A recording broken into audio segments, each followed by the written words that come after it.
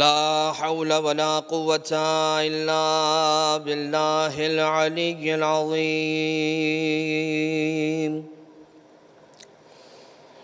حسبنا الله ونعم الوكيل، نعم المولى ونعم النصير. أعوذ بالله من الشيطان اللعين الرجيم. بسم الله الرحمن الرحيم. حمدا لك يا ذا الجود والإحسان والفضل والطول والامتنان، وصلاة وسلاما على من لا ينطق عن الهوى،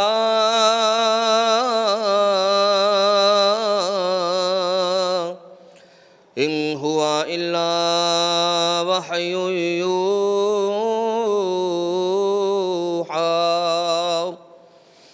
حبيب قلوبنا وشفيع ذنوبنا وطبيب نفوسنا، مولانا ومولى الثقلين، جد الحسن والحسين، أبي القاسم المصطفى محمد، اللهم صل على محمد وعلى آله الذين أذهب الله عنهم الرجس وطهرهم تطهيرا. اللهم صل على محمد وعلى محمد.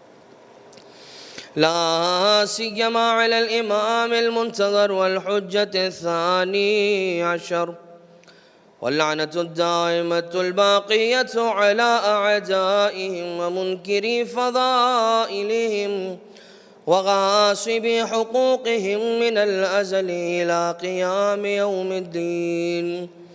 أما بعد، فقد قال إمام زماننا هذا عجل الله تعالى فرجه الشريف: وأنت مسدد للصواب بمنك، وأيقنت أنك أنت أرحم الراحمين في موضع العفو والرحمة، وأشد المعاقبين في موضع النكال والنقمة، وأعظم المتجبرين في موضع الكبرياء والعظمة.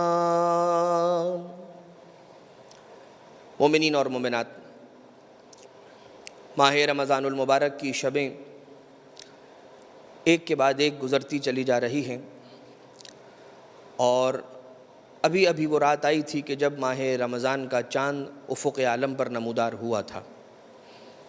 لیکن عزیزان محترم، مقام شکر بھی ہے کہ پروردگار ہمیں وہ طاقت اور وہ توفیق نصیب کر رہا ہے کہ ہم اس کے مبارک مہینے کے روزے رکھ پا رہے ہیں اور اس کی کتاب مبین کی تلاوت کا شرف حاصل کر پا رہے ہیں۔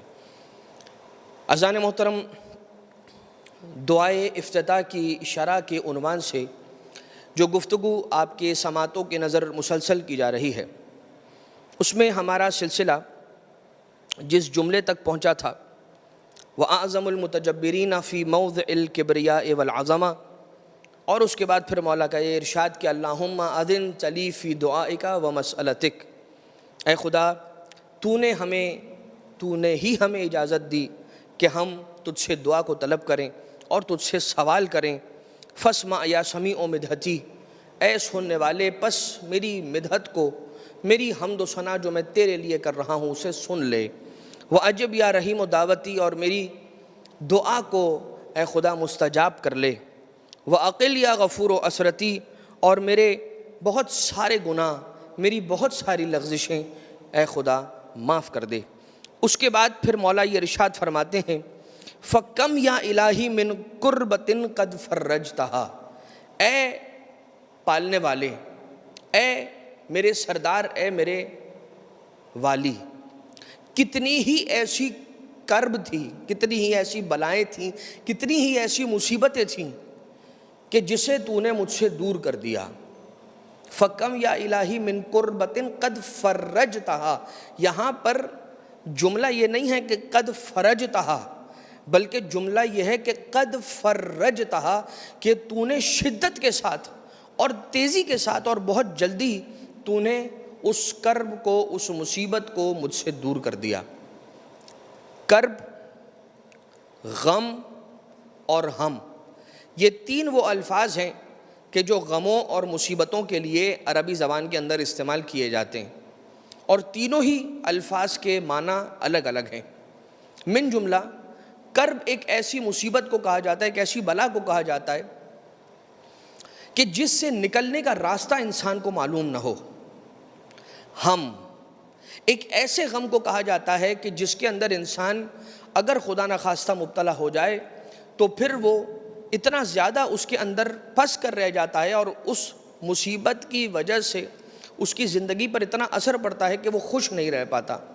اور غم جو ایک نارمل اور ایک جنرل کیٹیگری ہے غم کی، کہ کسی چیز کے بارے میں غم آ جانا، کسی چیز کے بارے میں انسان کو حزن پیدا ہو جانا، کوئی ملال دل کے اندر آ جانا، اور غم وہ کیٹیگری ہے مصیبتوں کی کہ جس سے نکلنے کا راستہ انسان کے پاس کہیں نہ کہیں سے پیدا ہو جاتا ہے۔ مال کی قلت ایک غم ہے، اولاد کی قلت ایک غم ہے کہ پروردگار عالم سے دعا کرتا ہے اور اس کے بعد پھر پروردگار اسے مال کا بھی انتظام کروا دیتا ہے، اور جو بے اولاد ہوتے ہیں دعا کرتے ہیں پروردگار ان کو ان کی جھولیوں میں نیک اور صالح اولاد کا ہدیہ اور نذرانہ بھی عنایت کر دیتا ہے۔ لیکن کرب ایک ایسی مصیبت ہے کہ جس سے نکلنے کا راستہ انسان کے پاس نہیں ہوتا یا اسے نظر نہیں آ رہا ہوتا۔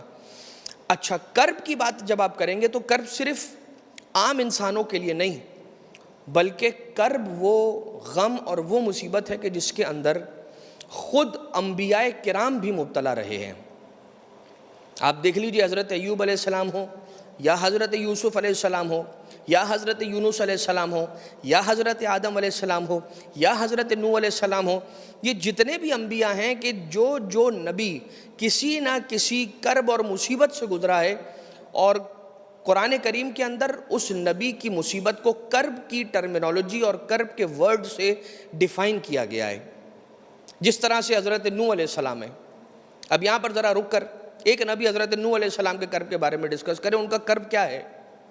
ان کا کرب جانتے ہیں کیا ہے؟ ان کا کرب یہ ہے کہ وہ اللہ کے حکم کو پورا کرنے کے لیے کشتی بنا رہے ہیں، اور لوگ ان کے اس عمل کو دیکھ کر انہی کا مذاق اڑا رہے ہیں، ان کا استہزاء کیے جا رہے ہیں۔ اللہ تعالیٰ نے حضرت جبریل کے ذریعے سے حضرت نوح علیہ السلام کو یہ حکم دیا کہ لکڑیاں جمع کرو اور ان کو جوڑ کے ایک کشتی بناؤ۔ کشتی کیسے بنائیں؟ یہ جو چیز اللہ مجھ سے بنوانا چاہتا ہے، حضرت نوح علیہ السلام کہتے ہیں کہ مجھے سمجھ نہ آئی، یہاں تک کہ حضرت جبریل امین آئے ایک صندوق لے کر کہ جس کے اندر کیلیں موجود تھیں، اور ان کیلوں کے ذریعے سے لکڑیوں کو کاٹ کر جو جوڑا گیا ہے، حضرت نوح علیہ السلام کو بتلایا، سکھلایا حکم خدا سے حضرت جبریل نے کہ اس طرح کی شکل کی ایک چیز بنانی ہے جسے کشتی کہا جاتا ہے، سفینہ۔ اور جب حضرت نوح علیہ السلام کشتی بناتے تھے تو لوگ آ کر حضرت نوح علیہ السلام کا مذاق اڑایا کرتے تھے۔ کیا کہتے تھے؟ یہ کہا کرتے تھے کہ اے نوح، یہ جو صحرا ہے، جو ڈیزرٹ ہے، اس ڈیزرٹ کے اندر تم کشتی چلاؤ گے کہاں پر؟ تو تم اگر جو کشتی بنا رہے ہو تو اس کشتی کے لیے کوئی سیلاب، کوئی دریا، کوئی ندی وغیرہ بھی تو تیار کرنا ہوگی۔ کوئی اس طرح کے جملے کہتے تھے، اور کوئی اس طرح کا جملہ کہتا تھا کہ یہ دیکھیے یہ نوح ہے کہ جو صحرا میں کشتی چلائیں گے۔ حضرت نوح اللہ کے بندے، اللہ کے نبی، اللہ کے پیغمبر، اللہ کا حکم پورا کر رہے ہیں۔ حضرت نوح علیہ السلام نے یہ نہیں سوچا کہ یہ میرا عمل لاجیکلی ٹھیک ہے یا نہیں ہے، بس اللہ نے کہہ دیا، بس مجھے اس کو پورا کرنا ہے، اس پر عمل کرنا ہے۔ لیکن وہ افراد کے جو حضرت نوح علیہ السلام کی قوم کے افراد ہیں، اور جو حضرت نوح علیہ السلام کے اس عمل کو لاجک کے پیرائے میں تول رہے ہیں، وہ یہ کہتے ہیں کہ نوح تمہارا عمل ہمیں لاجیکلی ٹھیک نظر نہیں آتا۔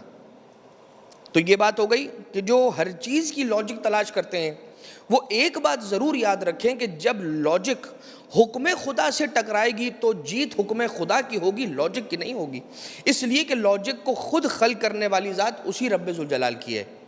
ایک یہاں پر لاجک کی مثال، اور ایک حضرت نوح علیہ السلام ہی کے دور کے اندر انہی کے دور کی مثال ان کے بیٹے کے ذریعے سے، کہ جب کشتی بن گئی، سیلاب آ گیا، پانی سیلاب کی شکل کے اندر بہنا شروع ہوا اور ساری کی ساری دنیا کو اس نے اپنے لپیٹ میں لے لیا، تو ایک مرتبہ حضرت نوح علیہ السلام نے کہا یا ولدی ارکب معنا، اے بیٹے ہمارے ساتھ اس کشتی پر سوار ہو جاؤ۔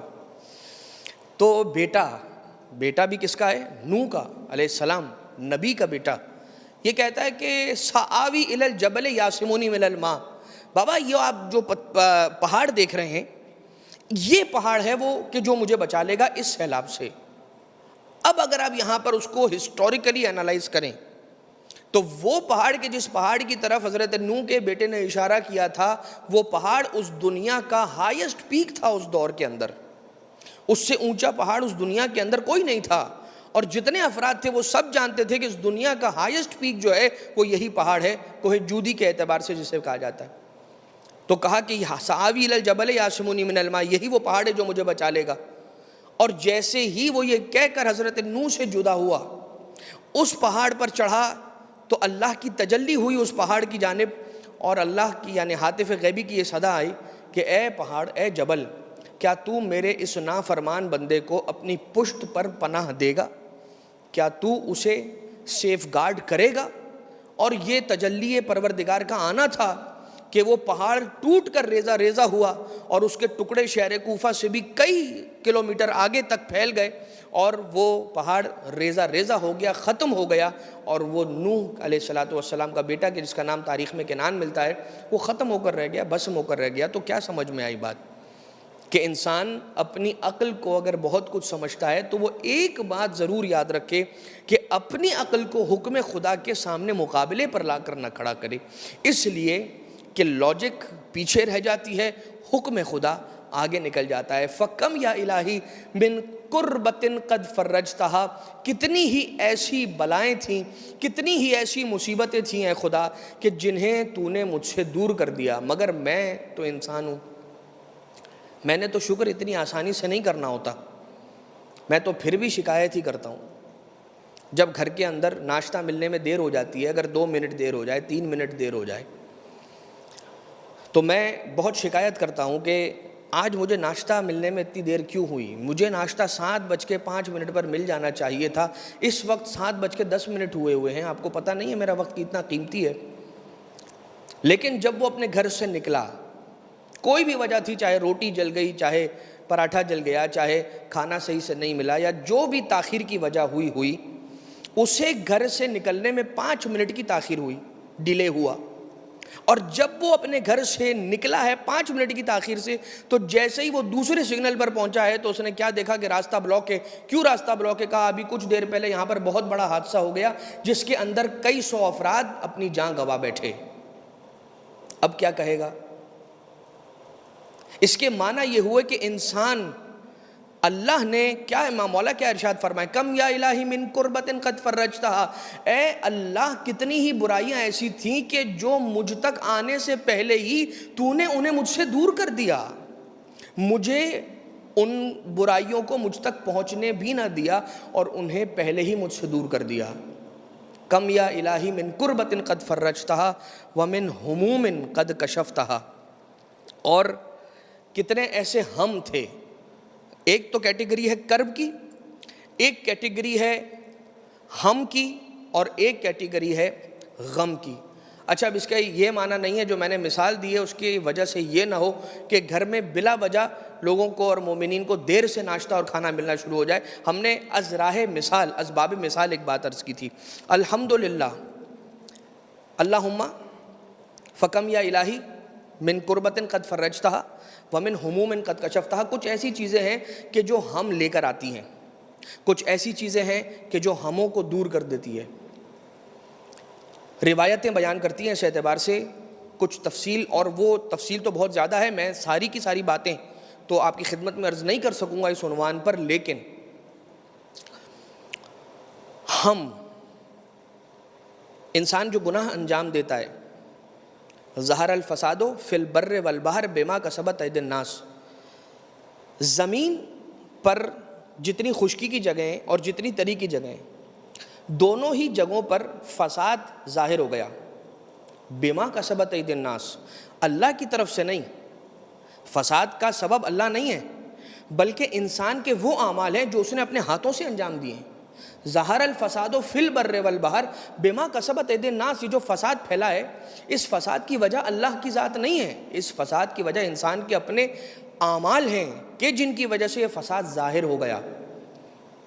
تو کچھ ایسے اعمال، کچھ ایسے گناہ ہیں کہ جن کا کفارہ کبھی انسان جو نمازیں ادا کر لیتا ہے ان کی وجہ سے، مستحب نمازیں اس کے گناہوں کا کفارہ بن جاتی ہیں، کبھی انسان جو صدقہ ادا کر دیتا ہے تو وہ صدقے کی رقم اس کی گناہوں کا کفارہ بن جاتی ہے، کبھی کبھار کسی اور غم کے اندر انسان مبتلا ہو جاتا ہے جو انسان کے اس گناہ کا کفارہ بن جاتا ہے۔ لیکن کچھ ایسے گناہ ہوتے ہیں کہ جن کا کفارہ نہ صدقہ قرار پاتا ہے، نہ نمازیں قرار پاتی ہیں، نہ روزے، بلکہ ان گناہوں کا کفارہ ہم قرار دیا جاتا ہے۔ اللہ اس انسان کو کچھ ایسے ہموم اور ایسے غموں کے اندر خدا نخواستہ مبتلا کر دیتا ہے کہ جو اس کے گناہوں کا کفارہ قرار پا رہے ہوتے ہیں۔ پروردگار ہمارے تمام گناہ کبیرہ و صغیرہ سے درگزر فرمائے۔ یہ بات پھر میں آپ کی خدمت میں عرض کر دوں کہ ان باتوں کو سننے کی وجہ سے کوئی بھی شخص نا امید نہیں ہونا چاہیے، اس لیے کہ ہمارے پاس اہل بیت اطہار علیہم السلام کے وہ دروازے ہیں اور وہ درگاہیں ہیں اور وہ بارگاہیں ہیں کہ جن کی دربار اور جن کے بارگاہ پر اگر کوئی صدق دل کے ساتھ آ جاتا ہے تو وہ چاہے غم ہو، چاہے ہم ہو، چاہے کرب ہو، وہ سب کا سب خود لے لیتے ہیں اور اس انسان کو نجات عنایت کر کے اپنے در سے بھیج دیتے ہیں۔ اسی لیے تو اب اس جملے کا لطف لیجئے کہ جب زیارت امام حسین علیہ السلام کی فضیلت کے چیپٹر میں شیخ عباس قمی لکھتے ہیں، کیا جملہ، شاید آج سے پہلے اس جملے کی اتنی انسان کو قدر نہ ہو، لیکن آج سوچئے گا اس بارے میں ضرور کہ مولا کی زیارت کی فضیلت کے باب میں لکھا ہوا ملتا ہے، عمر میں اضافہ، رزق میں اضافہ، اولاد میں برکت، علم میں اضافہ، عمر بڑھ جاتی ہے اور غموں میں دوری ہوتی ہے، انسان کے ہم اور انسان کے غم اس سے دور ہو جاتے ہیں۔ جو زیارت ابا عبداللہ علیہ السلام باقاعدگی کے ساتھ ادا کرتا ہے یا پڑھتا ہے یا مولا کے روضے پر جاتا ہے تو پروردگار عالم اس کے غموں کو اور اس کے ہموم کو دور کر دیتا ہے، اور یہ وہ در ہے کہ جس در پر تمام امراض اور تمام بیماریوں کا علاج موجود ہے۔ بس ضرورت اس بات کی ہے کہ انسان اپنے مولا کو کبھی فراموش نہ کرے۔ ہم نے کل آپ کی خدمت میں عرض کیا تھا کہ انسان اپنے مولا سے اتنی محبت کرے کہ وقت افطار پہلا لقمہ لیتے ہوئے جو دعا کی قبولیت کا وعدہ اللہ نے ہم سے ہماری دعا کے لیے کیا ہے نا، اس وقت بھی میں اپنی دعا نہ مانگوں، امام کی سلامتی کی دعا مانگوں۔ تو پھر یہ کیسے ہوگا کہ جب میں امام کو یاد کروں تو امام مجھے بھول جائیں؟ اسی طرح سے یہ کہا جاتا ہے، علماء کرام، بزرگان، مجتہدین کرام یہ بیان کرتے ہیں کہ ہم مرتبہ اور اس درجہ اجتہاد اور مرجعیت پر نہیں پہنچتے جب تک ہم باقاعدگی کے ساتھ زیارت عاشوراء کی تلاوت نہیں کرتے۔ یہ بڑے بڑے مراجع کرام کا وتیرہ اور ان کا وظیفہ رہا ہے روزانہ کا کہ اپنے 24 گھنٹوں میں سے 1 ساعت خاص طور سے امام حسین علیہ السلام کی زیارت کے ساتھ مخصوص کرتے ہیں، اور اس کا اثر کیا ہوتا ہے؟ سوچیں کیا اثر ہوتا ہے۔ میں دوبارہ سے دعا افتتاح کے اس کرب اور ہم کی جانب آتا ہوں، لیکن ذرا سا انسان پہلے اس دروازے کو یاد رکھ لے، اپنے ذہن کے اندر بٹھا لے اور اپنے دامن کے ساتھ اسے جوڑ لے کہ جہاں سے سارے غموں کا مداوا ہے، جہاں سے سارے کرب دور ہوتے ہیں۔ کیا ہے؟ سوچئے ذرا سا ذہن کے اعتبار سے ایک بات جو منطقی اعتبار سے سمجھ میں آئے۔ میں صبح اٹھنے کے بعد اپنے آفس جاتے ہوئے راستے میں کسی ایک شخص کو، اپنے دوست کو، اس کے آفس کے باہر رکوں، اس کے روم میں جاؤں جو اس کا کیبن ہے، وہاں جاؤں، انٹر ہوں، اور اس کے بعد اسے سلام کروں، کیسے ہیں آپ، ٹھیک ہیں، بس میں اب چل رہا ہوں، اپنے آفس جا رہا ہوں، کل صبح میں پھر اسی وقت آپ سے ملاقات ہوگی، اور وہ چلا جائے۔ روزانہ اس کا یہی طریقہ ہو کہ ایک اس کا ایسا پکا دوست ہو کہ جسے وہ اپنی آفس جانے سے پہلے اسے سلام کرنے کے لیے اس کے کیبن میں جائے۔ سلام کرنے کے بعد اپنے آفس چلا جائے، سارا دن اپنا کام کرے، تھک ہار کر واپس گھر پہ آ جائے، اگلے دن صبح اٹھ کر جب اپنے آفس جا رہا ہو تو پھر سے اس دوست کو سلام کرے اور آگے نکل جائے۔ اور جس دن خدا نخواستہ وہ اپنے اس دوست کو سلام کرنے کے لیے نہ پہنچ پائے تو سوچئے کیا ہوگا۔ وہ ضرور سوچے گا کہ آج میرا وہ دوست کہ جو روز مجھے سلام کرنے کے لیے آتا تھا وہ آج کہاں ہے۔ وہ ضرور اس کی خبر گیری کرنے کے لیے تلاش کرنا شروع کرے گا کہ وہ میرا دوست کہاں ہے۔ یہی ہوتا ہے کہ امام معصوم علیہ السلام نے فرمایا کہ جو زندگی میں میری زیارت کے لیے آتا ہے، موت کے بعد قبر میں اس کی زیارت کے لیے آتا ہوں۔ دنیا میں کتنا ہی بڑا بادشاہ کوئی ہو، آپ ساری زندگی اس کو سلام کرنے کے لیے جائیں اور شرط رکھیں کہ میں زندگی میں تجھے سلام کرنے کے لیے آؤں گا، تیری احترام کے لیے آؤں گا، تیری عزت و کرامت کے لیے آؤں گا، تو قبر کی رات پہلی رات آئے گا میرے پاس میری قبر میں مجھ سے ملاقات کرنے کے لیے، تو کوئی حامی نہیں بھرے گا۔ لیکن یہ وہ ہستیاں ہیں کہ جو رب ذوالجلال کے مظاہر ہیں اس دنیا میں، کہ وہ یہ وعدہ کرتے ہیں کہ اگر تم مجھے سلام کرو گے، مجھے یاد رکھو گے، تو جب تمہارا وقت آئے گا تو میں تمہیں یاد رکھوں گا۔ فَقَمْ يَا إِلَٰهِ مِنْ قُرْبَةٍ قَدْ فَرَّجْتَهَا، کہ جنہیں تو نے کھول دیا، کہ جنہیں تو نے چاک کر دیا، ان کرب کے پردوں کو تو نے چاک کر کے مجھے آسانی اور آسائش کے اندر اور کھلی فضا کے اندر تو نے مجھے پیش کر دیا۔ وَهُمُومٍ قَدْ كَشَفْتَهَا، وَهُمُومٍ قَدْ كَشَفْتَهَا وَأَثْرَةٍ قَدْ أَقَلْتَهَا۔ ہموم لانے والی کچھ چیزیں ہیں کہ جو روایتوں کے اندر بیان ہوئی ہیں، مثلا دروازے کی چوکھٹ پر بیٹھنا، یہ غم لانے کا سبب بنتا ہے۔ کھڑے کھڑے اپنے لباس کو، خاص طور سے جو باٹم کے جو کپڑے ہوتے ہیں انہیں پہننا کھڑے کھڑے، یہ غم لانے کا سبب بنتا ہے۔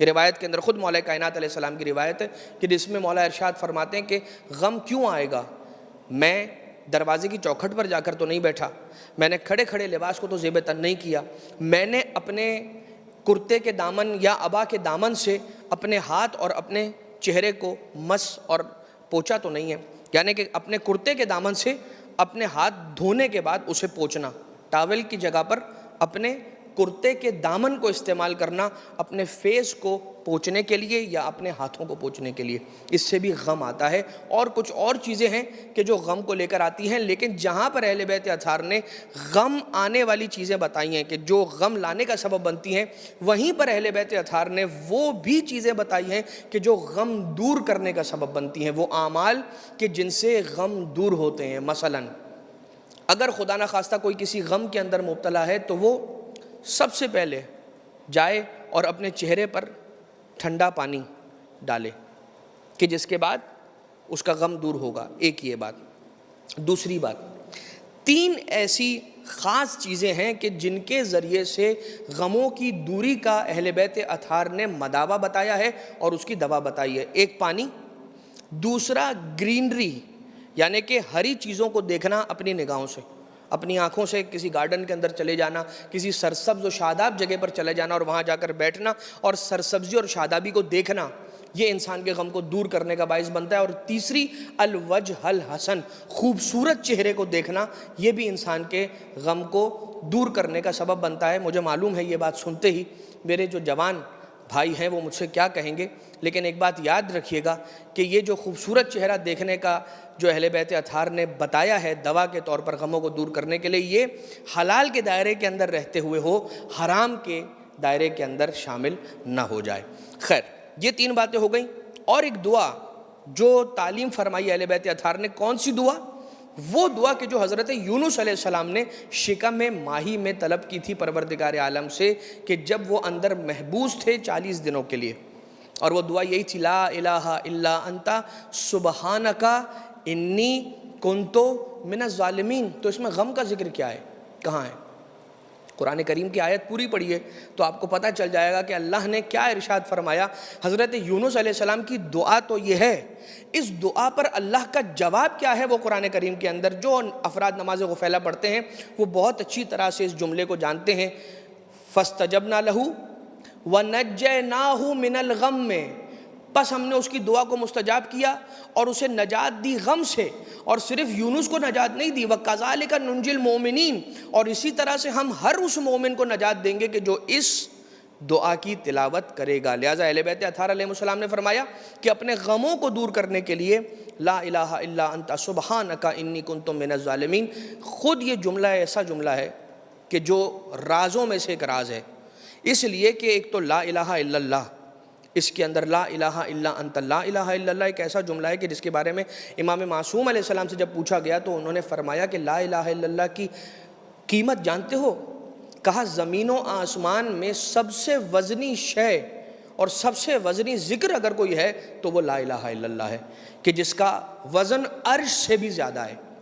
خیر، لا الہ الا انت سبحانک انی کنت من الظالمین، فاستجبنا له ونجیناہ من الغم وکذالک ننجی المؤمنین، اسی طرح سے ہم مومنین کو نجات دیتے ہیں۔ لیکن عزیزان محترم، اللہ اپنے بندوں کو نجات دیتا کن کے ذریعے سے ہے؟ زیارت جامعہ میں جا کر پڑھیے گا، وہاں پر بکم ینزل الغیث وبکم یمسک السماء وبکم یکشف الضر وبکم ما نزل بہ رسلہ وہبطت بہ ملائکتہ، آپ وہ ہیں اہل بیت کہ جن کے صدقے میں اللہ بارش کو نازل کرتا ہے، آپ وہ ہیں اے اہل بیت کہ جن کی وجہ سے اللہ نے ہمیں ذلیل اور رسوا ہونے سے بچا لیا۔ وَأَثْرَةٍ قَدْ أَقَلْتَهَا، اور اے خدا میری کتنی ہی لغزشوں کو تو نے معاف کر دیا۔ اس کا مطلب کیا ہے پتہ ہے؟ کم یا الہی من قربتن، تو نے کتنی میری مصیبتوں کو دور کیا کا مطلب پتہ ہے کیا ہے؟ مطلب ہے کہ تو نے بہت ساری میری مصیبتوں کو مجھ سے دور کیا۔ وَرَحْمَةٍ قَدْ نَشَرْتَهَا، اور تو نے کتنی مرتبہ اپنی رحمت کو میری جانب بھیجا اور میرے پہلو سے لپیٹ دیا۔ وَحَلْقَةِ بَلَاءٍ قَدْ فَقَقْتَهَا، اتنا خوبصورت جملہ ہے کہ مولا نے یہاں پر مثال کے ذریعے سے سمجھایا ہے۔ حلقت بلاء قد فککتہا، حلقت بلا، حلقہ پتہ ہے کسے کہتے ہیں؟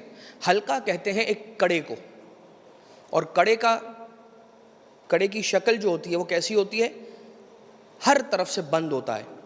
وہ حلقت بلاء قد فککتہا، حلقت بلا، بلا کا جو حلقہ تھا نا اس نے مجھے چاروں طرف سے گھیر لیا تھا، اور میں اس بلا کے حلقے کے اندر پھنسا ہوا تھا اور محبوس تھا۔ تو کیا کیا؟ قد فککتہا، جب حلقت بلا بنی ہوئی ہو اور کوئی اس کے اندر ہو تو اس کے پاس باہر جانے کا راستہ ہے؟ نہیں ہے۔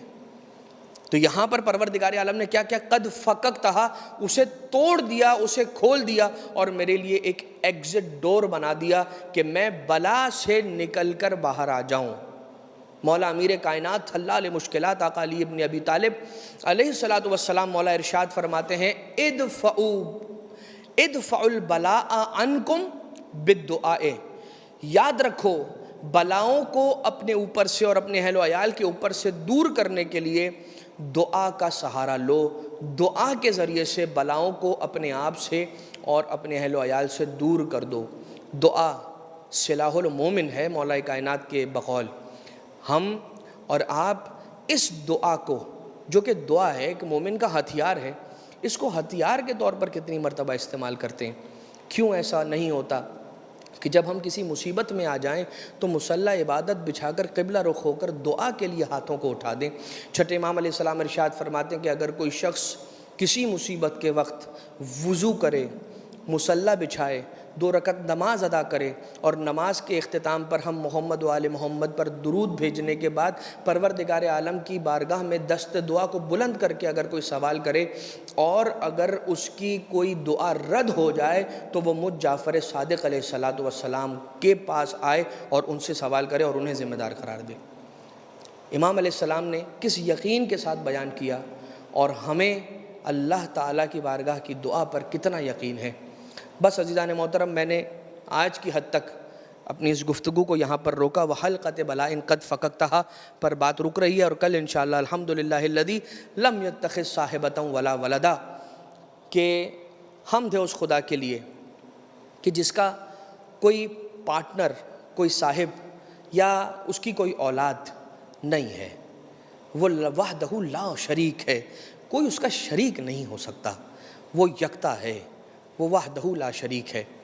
بس عزیزان محترم، وہی خدا کہ جس کا کوئی بیٹا نہیں ہے، وہی خدا کہ جو لم یلد ولم یولد ہے، اسی پروردگار عالم پر اور اس کی توحید کو بچانے کے لیے مولا حسین علیہ الصلوۃ والسلام نے کربلا میں ایسی قربانیاں پیش کی ہیں کہ 6 مہینے کے علی اصغر سے لے کر سن رسیدہ حبیب ابن مظاہر اور مسلم ابن اوسجہ جیسوں کی بھی قربانی دی ہے مولا حسین علیہ السلام نے.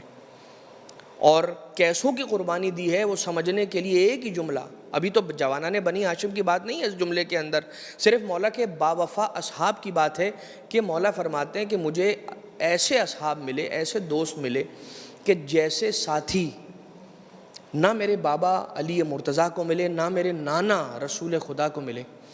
اتنے قیمتی صحابی کے جو مولا حسین کو ملے ہیں وہ سارے کے سارے صحابی مولا حسین پر قربان ہو جاتے ہیں، نتیجتاً پروردگار عالم کی توحید پر قربان ہو جاتے ہیں. سوچیے ان کا مقام کیا ہوگا. اور انہی لوگوں میں آنے والوں کی کوئی شرط نہیں ہے، جو آنا چاہتا ہے اس کے لیے دروازہ کھلا تھا. اور اس کی مثال کے لیے حر سے بڑی کوئی مثال ہمارے پاس نہیں ہے. سوچئے وہ خدا کے جو اپنے بندوں کو کبھی اپنے دروازے سے دھتکارتا نہیں ہے، کبھی منع نہیں کرتا. اگر کوئی ڈھیر سارے گناہ بھی لے کر آئے نا اپنے دامن میں تو اللہ کہتا ہے کہ اب تو آ گیا ہے تو آ جا، تجھے سینے سے لگاؤں گا، تجھے دھتکار کر اپنے در سے واپس نہیں بھیجوں گا. مولا حسین علیہ السلام نے بھی حر کے ساتھ یہی کیا. آنکھوں پر پٹی بندھی ہوئی ہے، ہاتھ کو رسن سے باندھا ہوا ہے، اور غلام اور بیٹا لے کر مولا حسین کی بارگاہ کی طرف چلے ہیں. تو آقا حسین کی بھی شان یہ تھی، ایک جانب سے اپنے لشکر کے سپہ سالار عباس کو آگے کیا، ایک جانب سے شبیہ پیمبر علی اکبر اپنے بیٹے کو بھیجا. اور جیسے ہی حر آئے ہیں ایک مرتبہ مولا حسین نے خود تشریف لا کر حر کا استقبال کیا. کہا بیٹا، حر نے اپنے بیٹے سے کہا بیٹا ذرا میرے مولا کے وہ قدم کے جو رکابوں میں جہاں ہیں میری پیشانی کو لے جا کر میرے مولا کے قدموں پر رکھ دینا، اس لیے کہ اگر انہوں نے مجھے معافی نہ دی تو پھر قیامت میں پھر میری معافی ہو نہیں سکتی. ایک مرتبہ مولا حسین اپنے سواری سے اترے ہیں، اپنے سینے سے لگایا، کہا یا حر انت سعید فی الدنیا وانت حر فی الدنیا وسعید فی الاخرہ. اے حر تو اس دنیا میں آزاد ہے اور آخرت میں سعادت مند ہے. اور ایک جملہ اور ارشاد فرمایا اور کہا یا حر مخطأت امک اسمت کر حر.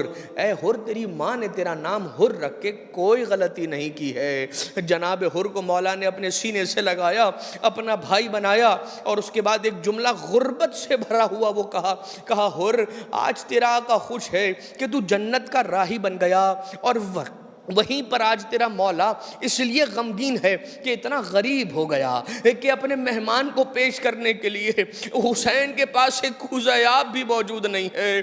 جناب حر کہتے ہیں مولا شرمندہ نہ کیجئے، اگر میری توبہ کو قبول کر لیا ہو تو میرے بیٹے کو مرنے کی اجازت دیجئے. میں چاہتا ہوں کہ میرا بیٹا میری آنکھوں کے سامنے کامیابی کے ساتھ اس دنیا سے رخصت ہو جائے. حر کا بیٹا چلا، جنگ کرنے کے بعد جب زخمی ہوا ہے، ایک مرتبہ حر کے بیٹے نے جب اپنے بابا کو صدا دی، السلام علیکہ یا ابتا، بابا میری مدد کے لیے آئیے. ایک جانب سے حر چلے، گھوڑے کو ایڑ لگائی اور دوڑتے ہوئے اپنے بیٹے کے سرانے پہنچے ہیں. جیسے ہی بیٹے کے سرانے پہنچے ہیں نا تو کیا دیکھا، فرزند زہرا حسین ابن علی کے زانو پر حر کے بیٹے کا سر ہے.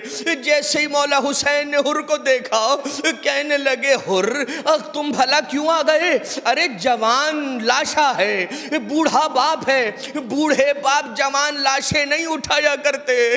حر ابھی تیرا آقا حسین زندہ ہے، میرا سلام ہو غریب زہرا حسین ابن علی پر. مولا آپ کو حر کے جوان کا خیال تھا، آپ کو حر کے بڑھاپے کا خیال تھا مولا، مگر ہاں جب علی اکبر کے سینے سے برچھی کا پھل نکالتے تھے ارے کوئی نہ تھا کہ جو آ کر یہ کہتا آقا آپ بزرگ ہو گئے ہیں، علی اکبر جوان ہے. خود ہی اپنے ہاتھوں سے جوان کے سینے سے برچھی